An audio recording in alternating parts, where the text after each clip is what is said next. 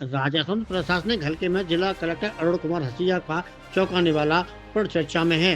कहा है सभी एडीएम पालनहार पेंशन सत्यापन और एनएफएसए के लंबित आवेदन इसी माह निस्तारित करें, गरीबों को उनका हक दिलाएं। अगर सभी एसडीएम गरीबों को इसी माह उनके ये हक नहीं दिला पाए तो कलेक्टर हसीजा उन नहीं उठाएंगे जनवरी माह का वेतन। कलेक्टर द्वारा दंड के स्थान पर प्रेरणा, उत्साहवर्धन व मार्गदर्शन के आधार पर परिणाम प्राप्त करने किया जा रहा है सकारात्मक प्रयास। गरीबों को योजना का लाभ दिलाने ये सारे अधिकारियों को आपने निर्देशित किया है कि वो इसी महीने में लाभ दिलाएं, नहीं तो आप सैलरी नहीं उठाएंगे। ये प्रण लिया है सर, आखिर क्या मोटिव है इसके पीछे सर? हमारे जो समाज का सबसे निर्धनतम वर्ग है और जो जरूरतमंद है उसमें मुख्यतः 3 तरह के लोग आते हैं।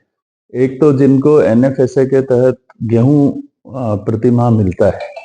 दूसरा, ऐसे बच्चे जिनके सिर से पिता का साया उठ गया है और बड़े अभाव में वो जी रहे हैं, उनका पालनहार योजना का फायदा दिया जाता है। तीसरा, जो कि हमारा सामाजिक न्याय और अधिकारिता विभाग जो पेंशन देता है जरूरतमंद लोगों को। ये जिले में काफी बड़ी संख्या में हमारे ऐसे गरीब लोग हैं, तो इनका सत्यापन किया जाना होता है डिजिटली। पेंशनर्स का भी सत्यापन किया जाना होता है, पालनहार का भी किया जाना होता है और एनएफएसए के जो भी एप्लीकेशन ऑनलाइन है उनका निस्तारण किया जाना होता है। तो इनके निस्तारण में सबसे मुख्य भूमिकाएं होती है विकास अधिकारी, अधिशासी अधिकारी, तहसीलदार और एसडीओस की मुख्य भूमिका होती है। तो अभी हमारे जिले में लगभग 30 से 40 हजार लोग ऐसे हैं जिनका सत्यापन होना शेष है।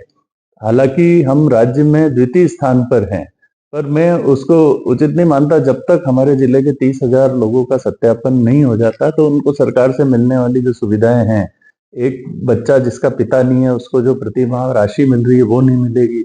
एक गरीब आदमी जो कि सरकार के गेहूं पे निर्भर है उसको गेहूं नहीं मिलता। एक बहुत ही निर्धन व्यक्ति जो सरकार की पेंशन पे निर्भर है उसको पेंशन नहीं मिलती। तो जब तक इन सभी गरीब लोगों को ये लाभ नहीं मिल जाता तो उसके लिए हमारे अधिकारी बिल्कुल दिन रात काम करें और उस सत्यापन को इसी माह में जनवरी में ही पूरा करें। और ये प्रण मैंने अपने आप पे लिया है, मैं किसी और पे कुछ चीज लादना नहीं चाहता था कि जब तक मेरे अधिकारी ये सत्यापन का कार्य पूरा नहीं कर देंगे तब तक मैं जनवरी का वेतन मैं नहीं उठाऊंगा। तो मेरे इस प्रण से सभी अधिकारियों ने आश्वस्त किया है कि वो 31 जनवरी से पहले ये कार्य कर देंगे। आप प्रशासनिक मुखिया हैं, पूरी टीम को टारगेट दिया गया है।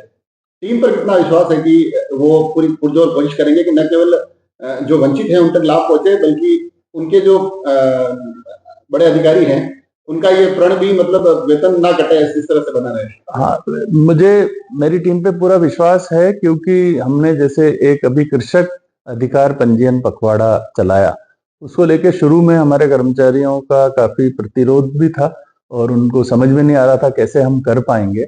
उसके बाद हमने जब उनको रास्ता बताया कि आप शाम को 4 बजे से 8 बजे तक गांव-गांव में जाओ, कोई तामझाम मत करो, किसान से उसके घर पे मिलो, खेत पे मिलो, मंदिर में मिलो, चबूतरे पे मिलो, पर उसका रजिस्ट्रेशन करो।